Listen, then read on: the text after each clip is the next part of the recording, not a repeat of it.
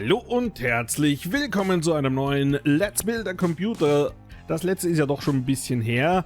Das war 2016, da habe ich einen i7 6700K Prozessorrechner zusammengestellt. Und ja, weil das doch schon ein bisschen her ist, habe ich mir gedacht, hey, warum bauen wir nicht mal wieder einen neuen Rechner? Jetzt überhaupt, wo die neuen Prozessoren raus sind von AMD, die Ryzen-Prozessoren. Und da habe ich mir gedacht, hey, machen wir mal so ein kleines Budget, so von 1000 Euro und bauen wir uns einen neuen Rechner zusammen. Natürlich will ich gleich vorweg sagen, jeder hat so seine Favoriten, was die Einzelkomponenten angeht. Ich habe diese hier ausgewählt, die was ich euch jetzt gleich präsentieren werde, die was vom Preis-Leistung her eigentlich sehr, sehr gut sind und jeder natürlich kann selbst entscheiden, was er sich dazu kauft oder was er halt lieber mag. Ich finde die Komponenten sehr, sehr gut und ja, möchte euch die gerne jetzt ein bisschen präsentieren, bevor wir zum Zusammenbauen des Computers kommen. Also als Mainboard habe ich das MSI Mortar ausgewählt, das B350 und ein bisschen zum Board. Es hat zwei PCI Express 16-fach Slots und zwei PCI Express Einfach-Slots. Natürlich einen Slot für M2 Speichermodule, dann zwei USB 2.0, 4 USB 3.1 Anschlüsse, natürlich 7.1 Audio mit sogar einem optischen Ausgang, falls man mal eine Anlage oder was anschließen möchte.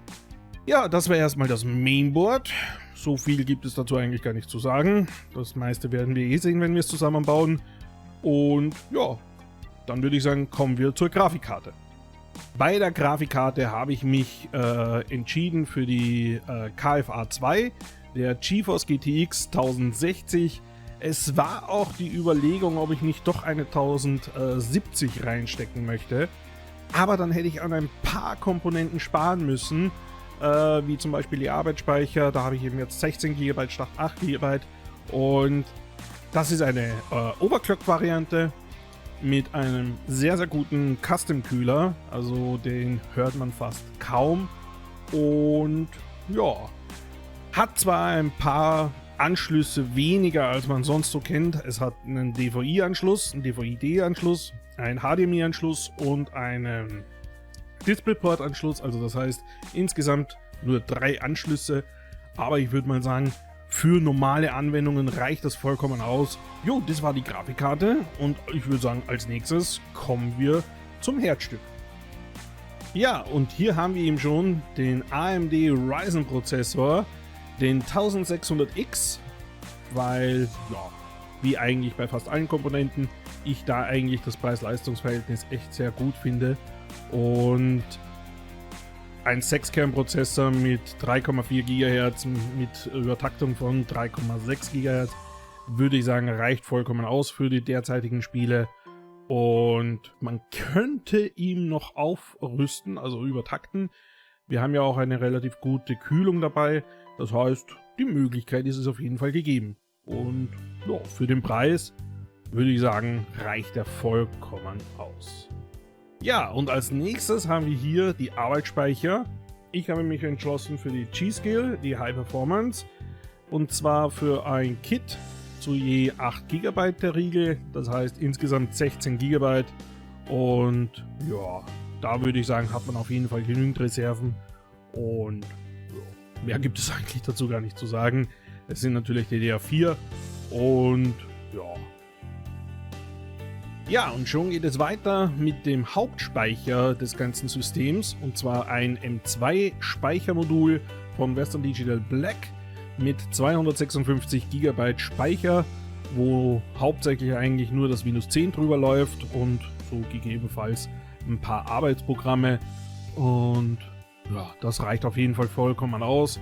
Leistung hat das Gerät auf jeden Fall genug und macht das Gerät definitiv auch flott und ja, freue mich auf jeden Fall, die einzubauen. Das nächstwichtigste eigentlich beim Computer ist natürlich das Netzteil. Ich habe mir ein Sharkoon ausgewählt, das WPM Bronze 600 Watt mit natürlich einer 80 Plus Zertifizierung und ja, ist ein teilmodulares Netzteil. Das heißt, dass wenn man ein bisschen weniger SATA-Anschlüsse benötigt, ja, da nicht so den ganzen Kabelsalat im Gehäuse hat. Und sind eigentlich von der Leistung her vollkommen ausreichend mit 600 Watt, wenn man nur eine Grafikkarte einbaut. Und die Nvidia-Serie verbraucht ja relativ wenig Strom, was auch für die AMD Ryzen gilt. Als nächstes haben wir hier die Kühlung für die CPU. Ich habe mich für den Alpenföhn entschieden, weil das eigentlich eine sehr, sehr gute Marke ist. Kann ich auf jeden Fall nur empfehlen. Da habe ich mir für den Zeller entschieden. Jetzt nichts Außergewöhnliches, weil wir doch ein bisschen auf den Preis schauen mussten. Mit einem 92 mm Ventilator. Was mir bei denen sehr gut gefällt, dass wenn mal was sein sollte, irgendwie, dass der Lüfter irgendwie was hat, kann man den jederzeit wechseln, weil das ist ein eigenständiger Ventilator, der ist also nicht mit dem Kühlkörper irgendwie verbunden oder verbaut. Das heißt, man kann den jederzeit wechseln und hat so den Vorteil, dass man da ziemlich flexibel ist. Und zu guter Letzt, dass ich es nicht vergesse, kommt noch eine kleine Festplatte rein mit 1 Terabyte. Ist jetzt wirklich nichts Besonderes, ist die High-Performance-Serie von Toshiba. Die ist auch nicht so schlecht von Preis-Leistung her. Natürlich gibt es da auch wesentlich bessere, will ich gar nicht mal widerlegen. Aber von Preis-Leistung her ist die sehr, sehr gut. Und für so einfach nur zum Abspeichern verschiedenster Dateien reicht die vollkommen aus.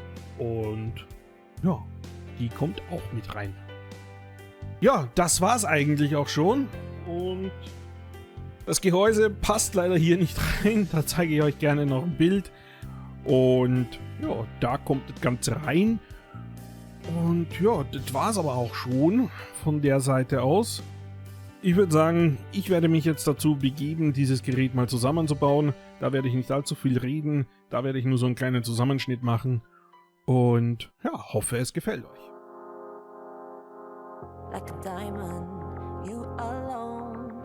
You cut my heart like glass, just like that. Like a lion, uncontrolled. Your mark is on my back, just like that. In it for the big thrill. Yeah, you play games with my mind, always, all of the time. In it for the big win. Yeah, you own all of my mind, always, all of the time, all the time. Collide with me, come high with me, and I'll go for you. Divine and free, go ride with me. Yeah, we'll go.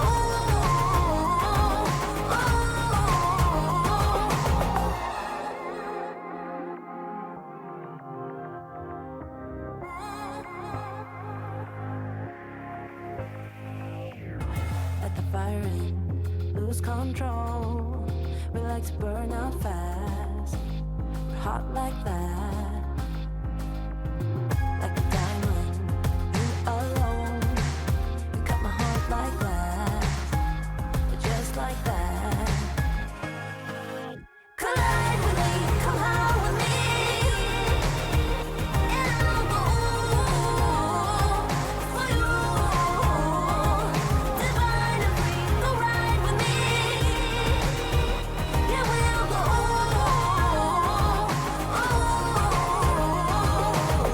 Ja, und das war's auch schon. Da steht er nun, der kleine Gaming-PC um knapp 1000 Euro.